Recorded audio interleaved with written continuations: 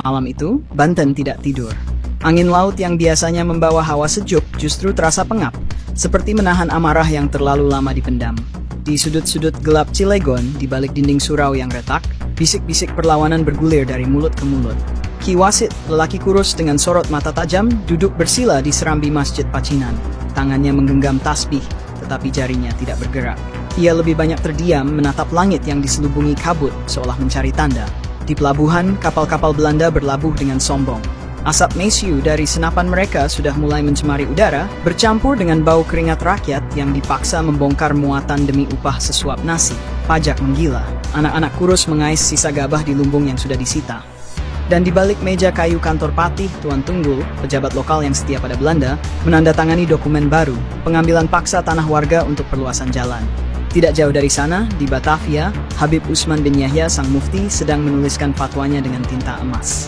Penanya bergerak lancar di atas kertas halus, merangkai kata-kata tentang ketaatan pada pemerintah yang sah, pemerintah yang menjerat leher rakyat Banten dengan jerat pajak dan kerja paksa. Suratnya akan sampai ke meja Gubernur Jenderal besok pagi, disertai senyum dan jaminan bahwa ulama sejati tidak akan memberontak. Sementara itu, di kediaman Ki Wasit sebilah golok tergeletak di atas Al-Quran. Ia tahu, malam ini mungkin terakhir kalinya ia melihat bulan bersinar bebas di atas Banten. Sebelum darah mengalir, sebelum pengkhianatan terbongkar, sebelum sejarah memilih siapa yang akan dikenang dan siapa yang akan dilupakan. Lalu, dari kejauhan, azan subuh berkumandang. Namun kali ini, ia tidak lagi terdengar seperti panggilan salat, melainkan seperti teriakan perang. Pada kesempatan kali ini, mari kita menelusuri perjuangan rakyat Banten melawan penindasan kolonial dan tuduhan Habib Usman bin Yahya yang mengklaim bahwa perjuangan rakyat Banten bukan jihad tapi gurur. Seruput dulu kopinya. Mari kita mulai.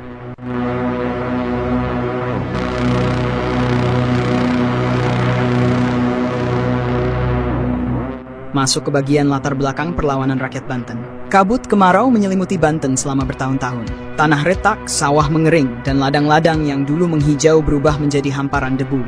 Antara 1882 dan 1884, kelaparan merayap pelan, mencengkeram leher rakyat Serang dan Anyer. Lalu datanglah wabah sampar, membunuh ternak-ternak yang selama ini menjadi tulang punggung petani, sapi, kerbau, kambing, semua mati bergelimpangan. Pemerintah kolonial hanya mengirim satu perintah, bunuh semua ternak, yang sakit maupun yang sehat. Rakyat hanya bisa mematuhi, meski hati mereka hancur. Binatang-binatang itu bukan sekedar harta, mereka adalah teman yang setia membajak sawah, menghela gerobak, menemani anak-anak menggembala. Kini, bangkainya membusuk di mana-mana, terlalu banyak untuk dikubur. Bau kematian memenuhi udara, mengundang penyakit baru. Lebih dari 120.000 orang jatuh sakit, 40.000 diantaranya tak lagi bangun. Dan ketika penderitaan itu belum usai, langit tiba-tiba bergemuruh. 1883, Gunung Krakatau meletus. Gelombang setinggi 30 meter menyapu Anyer, Merak, dan Caringin, menelan lebih dari 22.000 jiwa dalam sekejap. Laut yang dulu memberi kehidupan kini menjadi kuburan massal. Namun, Belanda tak peduli. Di tengah tangisan yang belum kering, mereka justru memperkenalkan sistem pajak baru. Pajak tanah, pajak perdagangan, pajak perahu, bahkan pajak jiwa.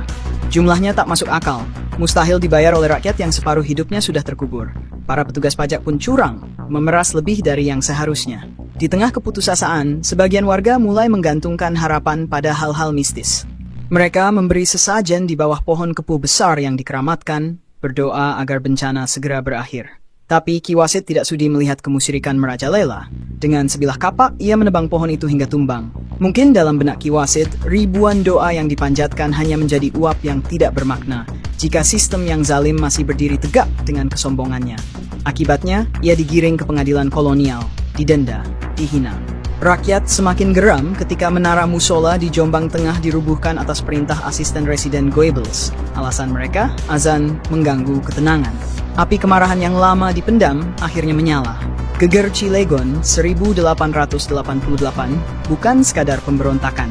Itu adalah jeritan terakhir rakyat yang sudah tak punya apa-apa lagi untuk diserahkan, kecuali nyawa mereka sendiri. Februari 1888. Di balik tembok-tembok surau yang sunyi, di tengah malam yang diselimuti kabut, para ulama berkumpul.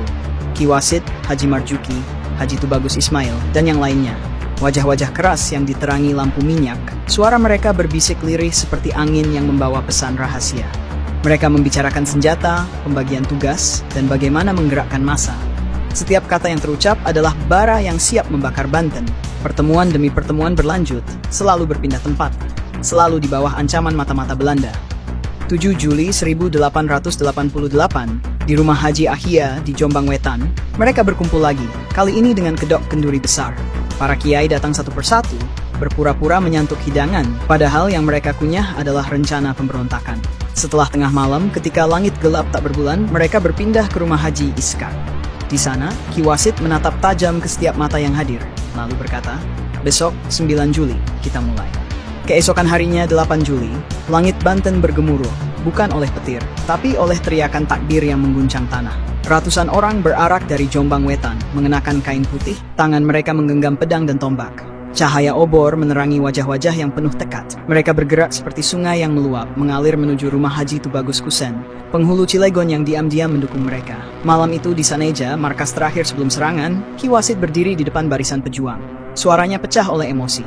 "Jika besok kita mati, biarlah darah kita menjadi tanda bahwa Banten tak pernah tunduk." 9 Juli 1888, Senin malam. Cilegon terbangun oleh teriakan dan dentuman. Haji Tubagus Ismail menyerbu dari selatan, sementara Ki Wasit dan pasukannya menghujam dari utara. Mereka bagai badai, menyerbu penjara, membebaskan tahanan, menghancurkan kantor pati, dan mengobrak-abrik rumah asisten residen. Di tengah kekacauan itu, Henry François Dumas, sang juru tulis, tewas di ujung Klewang. Raden Purwadiningrat, Johan Goebbels, Mas Kramadireja, Ulri Baschet, semua yang selama ini menjadi tangan besi Belanda, roboh satu persatu. Darah mengalir di jalan-jalan Cilegon, tapi kali ini bukan darah rakyat kecil. Namun, seorang pembantu rumah Goebbels berhasil lolos, membawa kabar ke Serang. Sebelum fajar menyingsing, Letnan Bartholomew sudah bergerak dengan 40 serdadu bersenjata lengkap. Pemberontakan itu padam, Ki Wasit digantung, tubuhnya menjadi peringatan bagi siapapun yang berani melawan. 94 pejuang lainnya dibuang ke pengasingan, hilang dalam catatan sejarah.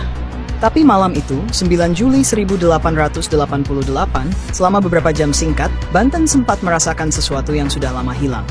Merdeka. 2 tahun setelah darah kering di tanah Cilegon, ketika jeruji besi telah mengurung sisa-sisa pejuang Banten di pengasingan, Habib Usman bin Yahya duduk tenang di ruang kerjanya yang lapang di Batavia. Kertas-kertas halus, tinta emas, dan pena bagus berjejak di mejanya. Alat-alat yang ia gunakan bukan untuk menulis doa, tapi fatwa yang mengubur perlawanan. Di tangan kanannya tergenggam buku barunya, Minhajul Istiqomah Fid Din Bis Salamah. Judulnya indah, jalan lurus menuju keselamatan. Tapi di halaman-halaman dalamnya terselip pisau. Usman bin Yahya menuliskan, "Maka dari ini diketahui bahwa perbuatan bikin rusuh negeri sebagaimana yang telah jadi di Cilegon, Banten, dan yang dahulu di Bekasi, sekalian itu batil, bukannya jihad." Kata-kata itu ia tebarkan ke seluruh Hindia Belanda, dibawa oleh para penghulu yang setia pada Belanda, dibacakan di masjid-masjid yang diawasi rezim. Batil, seolah perlawanan Ki Wasit dan kiai-kiai Banten adalah dosa, bukan jihad. Seolah darah mereka yang tumpah di jalanan Cilegon najis, bukan syahid. Sementara itu, di penjara-penjara kolonial, para tahanan yang selamat dari geger Cilegon mendengar kabar itu. Haji Tubagus Kusen, yang pernah menyembunyikan para pemberontak di rumahnya, menggigit bibir sampai berdarah. "Kami dihukum Belanda, lalu dihukum lagi oleh saudara sendiri," bisiknya. Di Batavia, Habib Usman mungkin tersenyum puas. Bukunya dicetak ribuan eksemplar, dibiayai oleh dana pembangunan agama dari kantor Gubernur Jenderal.